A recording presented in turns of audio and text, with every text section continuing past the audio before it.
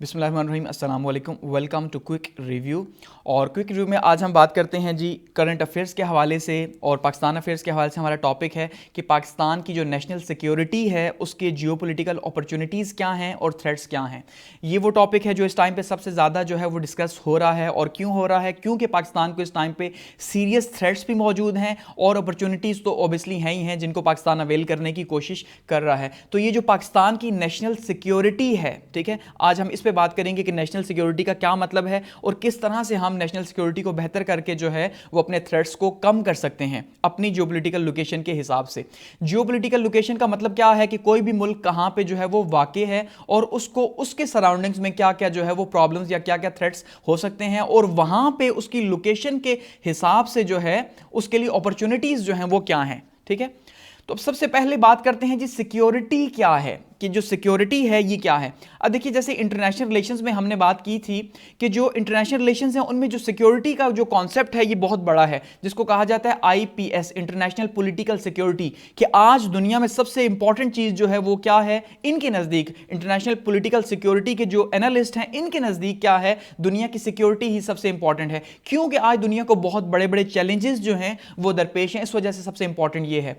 तो सिक्योरिटी क्या है कि फ्रीडम है फियर से, रिस्क से और डेंजर से, कि भाई आपको आजादी हो, आपको कोई खौफ ना हो, कोई रिस्क ना हो और कोई भी खतरा आपके सर पे ना मंडला रहा हो, यही सिक्योरिटी है। ठीक है, यानी किसी भी किस्म का खौफ ना हो कि अगर आप बाहर जाते हैं तो आपको यह डर है दहशतगर्दी हो जाएगी, ठीक है, एक बम ब्लास्ट हो जाएगा और आपकी जिंदगी खत्म हो जाएगी। इसका मतलब इस खौफ में आप लोग जिंदगी गुजार रहे हैं, सिक्योरिटी का इशू है। ठीक है, जैसे कि वर्ल्ड 9/11 के बाद हमने देखा क्या हुआ जी कि दुनिया के अंदर जो है वो एक खतरे के बादल मंडलाना शुरू हो गए कि भाई किसी भी टाइम पे कुछ भी हो सकता है। और इसी को हमने कहा कि भाई ये क्या है, अनार्की है, कि पूरी दुनिया के अंदर एक अनार्किक सिस्टम बिल्ड है, कोई किसी दूसरे के ऊपर भरोसा नहीं कर रहा। ठीक है, हर स्टेट जो है वो खुद को पावरफुल कर रही है। क्यों पावरफुल कर रही है? अपनी सिक्योरिटी को बेहतर बनाने के लिए, क्योंकि वो उसको थ्रेट है दूसरे ममालिक से, दूसरे ममालिक से थ्रेट है, दहशतगर्दों से थ्रेट है, हर तरह के थ्रेट्स मौजूद हैं। इसीलिए वो खुद को जो है वो पावरफुल कर रही है और असले की दौड़ में लगे हुए हैं। और इसी को हम कहते हैं अनार्की है दुनिया के अंदर। और इसी अनार्की की वजह से जो है पूरे का पूरा इंटरनेशनल सिस्टम जो है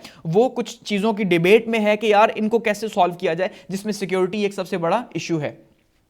अगर पाकिस्तान की नेशनल सिक्योरिटी की बात की जाए तो इसका मतलब क्या है कि बीइंग सेफ, किसी भी मुल्क की जो नेशनल सिक्योरिटी है उसका मतलब क्या है कि महफूज, आपको अपने आप को महफूज महसूस करना कि आप महफूज हैं। ठीक है, यही जो है ये सिक्योरिटी आपकी मौजूद है। अब जैसे हम बात करते हैं यूरोप की, कि यूरोपियन कंट्रीज जो हैं वो काफ़ी ज़्यादा जो है अपने आप को समझते हैं कि वो सेफ कंट्रीज हैं। इसका मतलब क्या है, वो क्यों खुद को सेफ समझते हैं? क्योंकि वहां पर उन्हें किसी किस्म की दहशतगर्दी का खौफ नहीं। लेकिन अगर हम बात करते हैं अमेरिका की, वहां पर खौफ मौजूद है। इसी तरह से अगर हम बात करते हैं पाकिस्तान की या ऐसे ममालिक की कि जो ममालिक इस टाइम पे सिक्योरिटी के प्रॉब्लम्स का शिकार हैं, तो वहां पे एक खौफ मौजूद है, अनसर्टेनिटी मौजूद है, किसी भी टाइम पे कुछ भी हो सकता है, तो इसका मतलब सेफ नहीं है। तो पाकिस्तान की नेशनल सिक्योरिटी का मतलब यही है और इसका टास्क भी यही है कि पाकिस्तान को सेफ मुल्क बनाना और हर एक पाकिस्तान के बारे में जो कॉन्सेप्ट रखे, जो उसका प्रोस्पेक्ट हो पाकिस्तान के बारे में, यही हो कि पाकिस्तान एक सेफ मुल्क है यार। कि फिलहाल तक जो हमें देखने को नहीं मिलता कि लोगों के अंदर एक खौफ है कि यार पाकिस्तान तो ऐसा है, ऐसा है, ऐसा है। वो लोग जो खासकर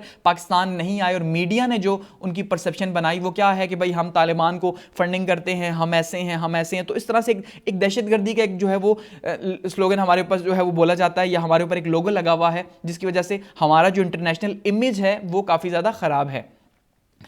अब बात करते हैं थ्रेट्स क्या हैं नेशनल सिक्योरिटी के। इस टाइम पे पूरी दुनिया के जो है वो नेशनल सिक्योरिटी के थ्रेट्स हैं और वही थ्रेट्स जो हैं पाकिस्तान के भी हैं। इवन पाकिस्तान के ज़्यादा हैं और दुनिया के कम हैं। जिसमें सबसे पहला जो थ्रेट है वो क्या है? वॉर एंड टेरर, जो दहशतगर्दी की जो जंग है जो कि पाकिस्तान ने शुरू की 9/11 के बाद, खास करके या स्वेत अफगान वॉर के बाद हमने देखा। ठीक है, यानी 1979 के बाद जो पाकिस्तान की इन्वॉल्वमेंट हुई अफगानिस्तान के अंदर, और उसके बाद जो एक इन्फ्लक्स हुआ, जो एक जो है पूरे का पूरा एक कल्चर जो है वो आया यहाँ पे, क्लाशनकोफ कल्चर, जिसका हमने नाम दिया कि बहुत से माइग्रेंट्स जो हैं, तकरीबन 35 लाख के करीब जो है वो माइग्रेंट्स यहाँ पे आए अफगानी। और जाहिर बात है उनका एक कल्चर था क्लाशनकोफ कल्चर, जिसको हम कह रहे हैं कि नाम दिया गया। तो वो जो कल्चर था वो यहाँ पे आया, तो उससे क्या हुआ, हमारे लिए ये थ्रेट ज्यादा हो गया वॉर एंड टेरर का। और वॉर एंड टेरर के लिए हमारा बहुत, हमने माली और जानी नुकसान भी बहुत से बर्दाश्त किए। आप देखिए हर साइड पे ये डिबेट हमें देखने को मिलती है कि हमें इल्जाम भी दिया जाता है लेकिन हम उसके जिम्मेदार भी हैं किसी न किसी तरह से। फिर हम देखते हैं 9/11 के बाद जिस तरह से हमने जो है वो अमेरिका को सपोर्ट किया और उसके नतीजे के तौर पे जो है हमारे यहाँ पे दहशतगर्दी हुई, टीटीपी यहाँ पे डेवलप हुई, तहरीक तालिबान पाकिस्तान, ठीक है, उसने यहाँ पे दहशतगर्दी के हमले किए। तो ये सबसे बड़ा हमारा जो है वो सिक्योरिटी थ्रेट है पाकिस्तान के अंदर, और एज वेल एज दुनिया का भी है।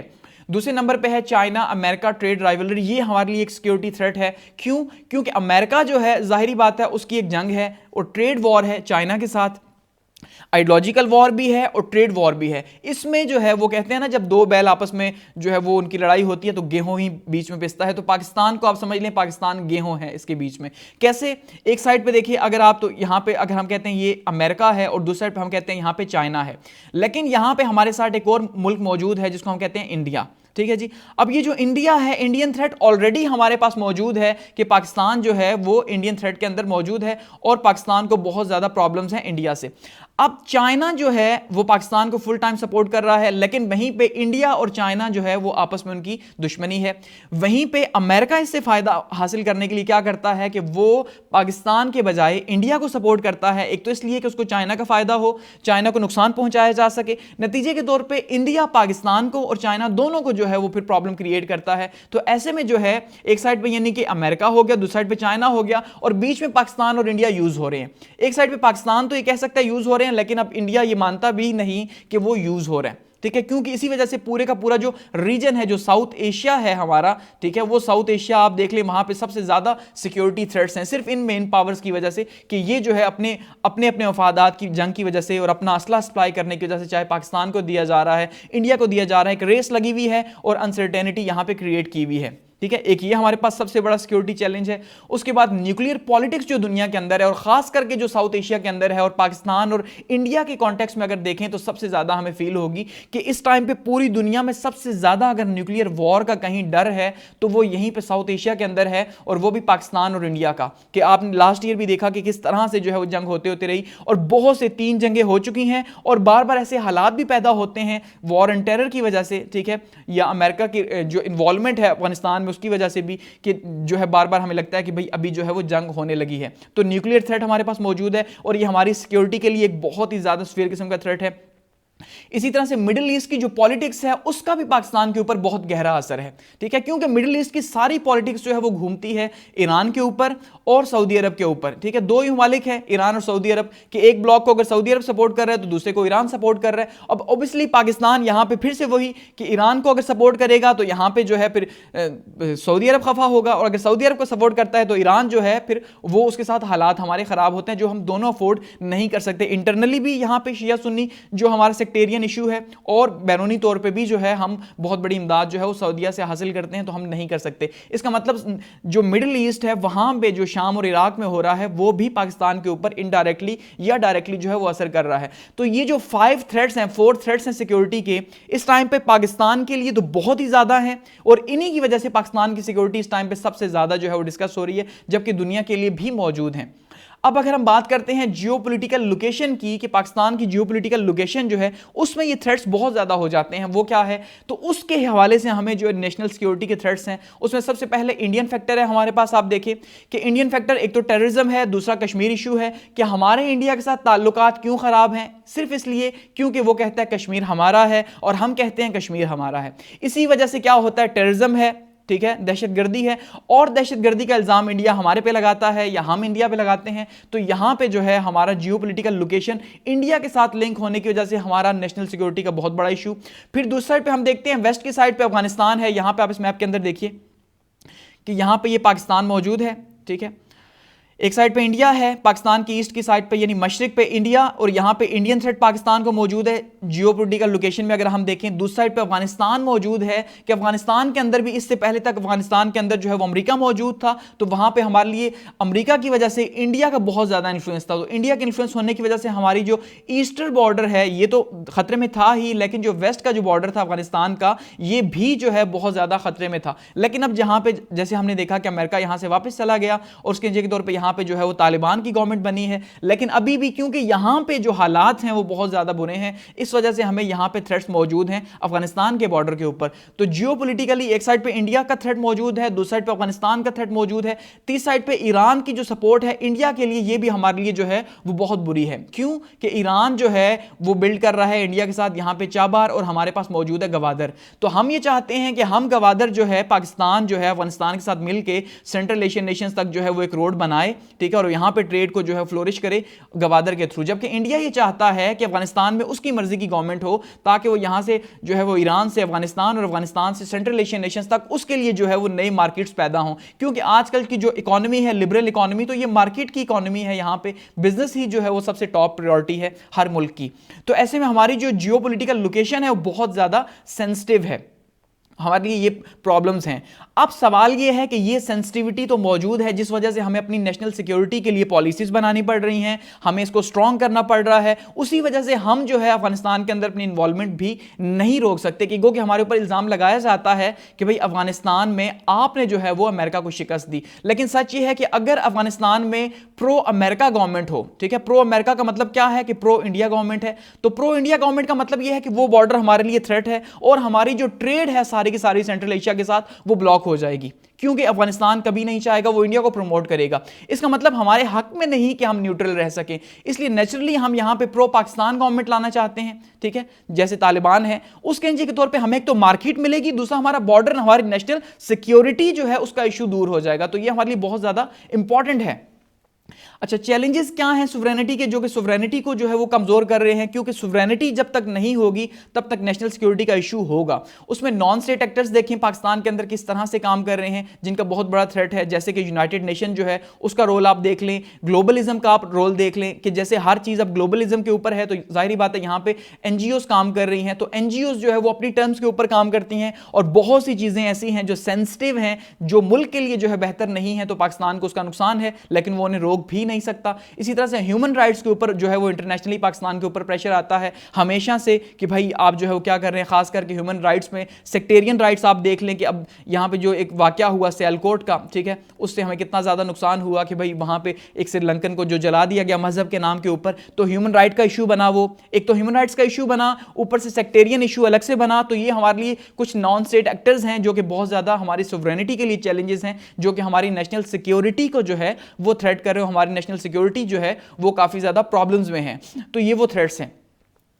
अब हम देखते हैं कि अपॉर्चुनिटीज जो हैं क्या है, यानी कि वो फायदे हम क्या हासिल कर सकते हैं अपने इस जियोपॉलिटिकल लोकेशन से, ठीक है, जो यहां पे मौजूद हैं। सबसे पहला फायदा हमारे पास सीपैक है। सीपैक पे आप देख रहे हैं कि काम हो रहा है कि किस तरह से जो है वो पाकिस्तान का जो है Pakistan China economic corridor build हो रहा है। ये हमारे पास सबसे बड़ी अपॉर्चुनिटी है, क्योंकि चाइना जो है वो इस टाइम पे दुनिया की नंबर 1 जो है वो इकोनॉमिक पावर है। तो नंबर 1 इकोनॉमिक पावर हमारा सबसे स्ट्रांग जो है वो दोस्त है यहाँ पे। तो अगर हम इससे फायदा हासिल करते हैं और ये जो सीपैक है इसके सारे प्रोजेक्ट्स को हम कंप्लीट करते हैं, तो हमारे लिए बहुत बड़ी अपॉर्चुनिटी है, हमारे बिजनेसमैन के लिए बहुत बड़ी अपॉर्चुनिटी है, और हमारे लिए आगे का जो है वो एक रास्ता भी है।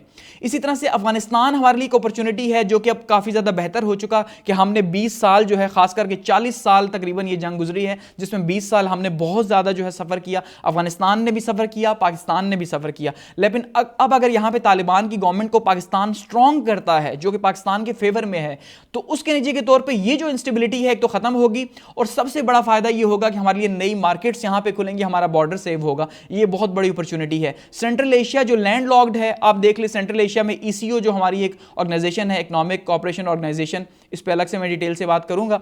तो ये जो है उस पे जो है आप देखिए उससे हम कितना ज्यादा फायदा हासिल कर सकते हैं अगर हम अफगानिस्तान को जो है वो बेहतर करते हैं और यहाँ पे हम सिक्योरिटी थ्रेट्स को कम से कम करते हैं। इसी तरह से जो अरेबियन सी है, बहिरे अरब, जहां पे गवादर पोर्ट हम बिल्ड कर रहे हैं, ये सबसे ज्यादा इंपॉर्टेंट है पाकिस्तान के लिए, क्योंकि ये यहाँ पे 40 से ज्यादा ममालिक जो है उनको सिर्फ प्रॉब्लम क्या है कि हमने गवादर पोर्ट क्यों बिल्ड की। क्योंकि गवादर पोर्ट जो है गेम चेंजर, इसको हम कह सकते हैं कि गेम चेंजर है। सीपैक गेम चेंजर है, गवादर पोर्ट जो है उस गेम चेंजर है, और ये अरेबियन सी बहुत ज्यादा इंपॉर्टेंट है, ये हमारे पास जो है। इसी तरह से टूरिज्म जो है पाकिस्तान के अंदर बहुत ज्यादा इंपॉर्टेंट है, और ये बहुत बड़ी अपॉर्चुनिटी है पाकिस्तान के पास कि अगर पाकिस्तान अपनी नेशनल सिक्योरिटी जो है उसको बेहतर बनाता है और पाकिस्तान का इमेज बाहर ये भेजता है कि वो एक सेफ कंट्री है तो पाकिस्तान बहुत बड़ा जो है वो टूरिस्ट जो है वो रेवेन्यू जनरेट कर सकता है। लेकिन टूरिस्ट रेवेन्यू सबसे इंपॉर्टेंट चीज क्या मांगता है? पीस मांगता है, कि उस मुल्क में सुकून हो, ठीक है, जहां पे सिक्योरिटी थ्रेट्स ना हो, वहां पे टूरिस्ट आएंगे। वहां पे जहां पे सिक्योरिटी थ्रेट होगा, टेररिज्म का खतरा होगा, वहां पे टूरिज्म कभी भी जो है फ्लोरिश नहीं कर सकता। इसी तरह से साउथ एशिया के अंदर अगर इंडिया और पाकिस्तान जो है अपने प्रॉब्लम्स को सॉर्ट आउट करते हैं तो ये बहुत बड़ी अपॉर्चुनिटी है, गो कि जो पॉसिबल नजर नहीं आता, क्योंकि आइडियोलॉजिकल वॉर है यहाँ पे, ठीक है, ये बहुत बड़ा प्रॉब्लम है। इसी तरह से चाइना और यूएस जो है, इसमें भी हमें फायदा भी है। फायदा कैसे है कि एक साइड से अगर अमेरिका जो है, यूएस जो है वो इंडिया को सपोर्ट कर रहा है, तो चाइना उसकी जिद में पाकिस्तान को ज्यादा सपोर्ट कर रहा है, तो हम यहां से जो है वो फायदा हासिल कर सकते हैं। इसी तरह से हम अपने रिलेशंस को अगर बैलेंस करते हैं, ठीक है जी, तो बैलेंस करके हम जो है वो फायदा हासिल कर सकते हैं। तो हमारे पास हमारी जो जियोपॉलिटिकल लोकेशन है उसके लिहाज से बहुत बड़ी अपॉर्चुनिटीज भी मौजूद हैं। जहां पे थ्रेट्स हैं वहां पे ऑब्वियसली अपॉर्चुनिटीज होती हैं, इसी तरह से जहां पे अपॉर्चुनिटीज हैं वहां थ्रेट्स भी मौजूद होते हैं। इसलिए हमें जो है अपनी नेशनल सिक्योरिटी जो है उसको स्ट्रांग करना बहुत ज्यादा इंपॉर्टेंट है। और नेशनल सिक्योरिटी स्ट्रांग कब होती है? उस टाइम पे जब पॉलिटिकल स्टेबिलिटी हो, क्योंकि जब मुल्क इंटरनली स्ट्रांग होगा तो ऑब्वियसली उसकी नेशनल सिक्योरिटी भी स्ट्रांग होगी। लेकिन जब हमारी पॉलिटिकल पार्टीज आपस में ही लड़ती झगड़ती रहेंगी तो ऑब्वियसली वहां पे कभी भी एक स्ट्रांग गवर्नमेंट बिल्ड नहीं हो सकती, और सोवरेनिटी जो है, इंटरनल सोवरेनिटी, वो बिल्ड नहीं हो सकती, और सिक्योरिटी थ्रेट्स हमें रहेंगे। ठीक है, तो ये हमारा यहाँ पे जो है वो पाकिस्तान का नेशनल सिक्योरिटी और उसका जियोपॉलिटिकल अपॉर्चुनिटीज और थ्रेट्स का जो टॉपिक था, इसको हम यहाँ पे एंड करते हैं।